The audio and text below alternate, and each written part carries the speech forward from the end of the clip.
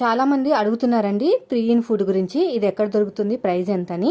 మనము మిషన్లు రిపేర్ చేయించుకుంటాం కదా, అక్కడ దొరుకుతుంది. ఈ ప్రైస్ వచ్చేసి 50 రూపీస్ అండి. అయితే మనకి మిషన్తో పాటు దొరకదు, సపరేట్గా తీసుకోవాలి. అక్కడ స్క్రూ ఉంటుందన్నమాట, దాన్ని అడ్జస్ట్మెంట్ చేసుకోవాలి. ఒక్కసారి ఫిక్స్ చేసుకుంటే సరిపోతుంది. మామూలుగా మనం పాదాన్ని ఎలా ఫిక్స్ చేసుకుంటాం అలాగే ఫిక్స్ చేసుకుని ఉంచేసుకోవచ్చు. అవసరమైనప్పుడు మనం కొంచెం జరుపుకుంటూ ఉండాలి అంతే.